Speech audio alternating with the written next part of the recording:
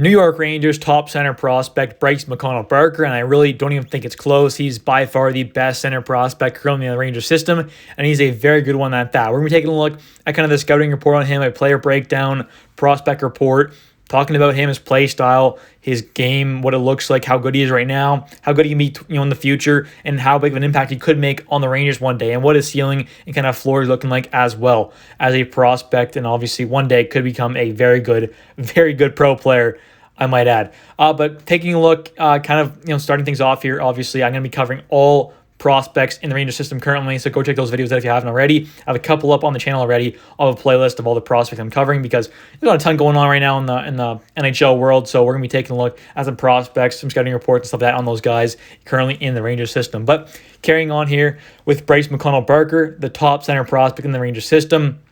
I have him, honestly, as at least the top 3 forward prospect currently in the system, I think. Definitely one of the best prospects overall in the Rangers system. One of my favorite prospects as well. It was one of 2 prospects in the Rangers system that I did get to watch in person live this year. One was obviously Bryce McConnell-Barker against the Peterborough Petes, and Brendan Othmann was the other guy, obviously. And I got to watch, Bryce against Othmann's former team, the Peterborough Petes, who won the OHL. The Soo Greyhounds, like I said, were one of the worst teams.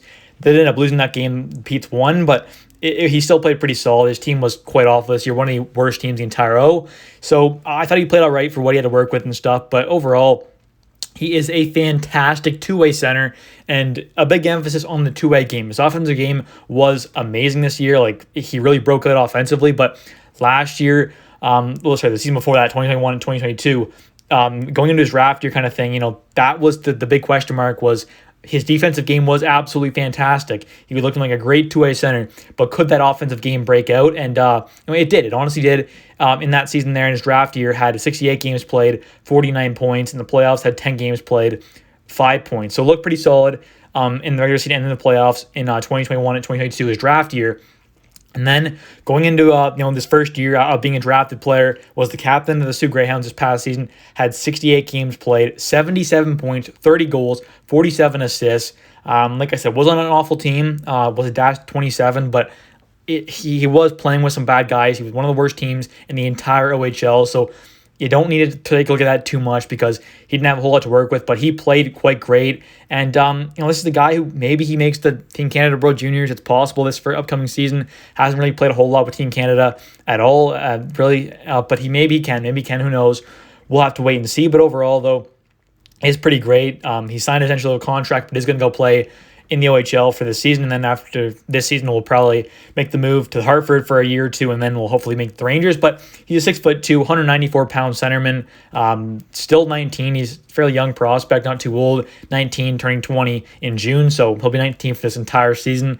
So pretty solid there. Left-handed shot, like I said, signed his deal, was a third-round pick in the 2022 draft, number 97 overall, and he was projected to go at the start of the year, before the season started of his draft year.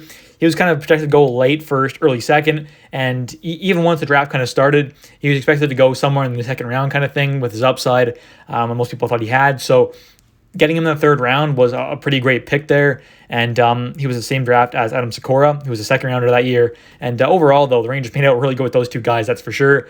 But Bryce, he was fantastic. He was drafted 4th overall by the Soo Greyhounds in the 2020 OHL draft. Before that was the Alliance Hockey Player of the Year in 2020, which is basically like the Western Ontario AAA. He played for the London Junior Knights, and pretty much that's all the best AAA kids and stuff like that. That's the best AAA league out west in Ontario. And former guys who have won that award, like Nick Suzuki, who's obviously an amazing two-way center on the Montreal Canadiens right now. You got Travis Konechny, another really good two-way center on the Flyers, and another pretty solid two-way center in Bo Horvat as well. So those are 3 other guys who are great two-way centers in the NHL right now, and have proven to be very good players at the NHL level. And they've also won that award the past couple of years as well, obviously before he did. So pretty solid guys to be up there with as well. 3 really solid two-way centers at the NHL level already. So good to see he won that award, which is a very good award as well. I mean, obviously, AAA in Ontario is the big hockey here for minor hockey and stuff. So he did great there, winning that Player of the Year award. Overall, though, he is a fantastic two-way center. Like I said, He's got a really good wrist shot, like really good release. His wrist shot is quite good, quick, really nasty. He's also uses like defenders as a good screen. Snap through their legs, use their the D-man as a screen to screen off the goalie, obviously. So he's pretty good at that. His work ethic and compete level is fantastic. He's always buzzing out there, always giving it his all, and that is something the Rangers have kind of seemed to target. I mean, obviously most prospects kind of have a pretty decent work ethic and compete level, but this is a guy who definitely is above average in that sense. Definitely a really good work ethic, and definitely like strives to get better in his development and stuff like that. So that's good to see. His two-way game, though, like I said, is fantastic. That is the main thing. He is a great two-way centerman. His hockey IQ is also fantastic. His speed and agility is great. He's a really quick skater, 6'2", 194 pounds. A good size on him, but can also move quite well. His agility is fantastic. His speed's great. Overall, though, kind of needs to work on the offensive game. I mean, it still was quite a good last year. It took a big step up, but if he can get even better offensively, maybe have a 90-point year this year on a hopefully much better Soo Greyhounds team, we could see him take his game to a whole nother level. We already know he's going to be probably a penalty killer at the next level in pro hockey, whether it's, like I said, he'll probably be more of a middle six kind of guy, second or third line center at the NHL level, depending on the offensive game. The offensive game can take big steps forward. He could definitely be a second line center, but if not, he'll probably be a third, maybe fourth line at worst. Good defensive centerman who can still provide and be a great guy who you want on a Stanley Cup contending team, because you always need good two-way center who'll play great defensive game. So having a guy like this, at worst case scenario, is probably going to be a really good bottom six two-way center who can be like a penalty kill 1 or 2 kind of guy and just provide some really good two-way game. But at best, maybe his ceiling, it could be a 60, 70, 75 point kind of guy, something around there, maybe scoring 25, 30 goals maybe, as well as being a really solid, just overall kind of defensive centerman. That is definitely a possibility at the next level if he hits the ceiling. But overall, though, I'm a big fan of Bryce. I'll probably go to a couple games this year once he's playing in Peterborough. I'll go watch a couple games there, I'm sure, the one game they have there in Peterborough. But overall, though, it'll be a lot of fun to watch this guy this year. I watch a ton of OHL stuff, being a Canadian Rangers fan from Ontario.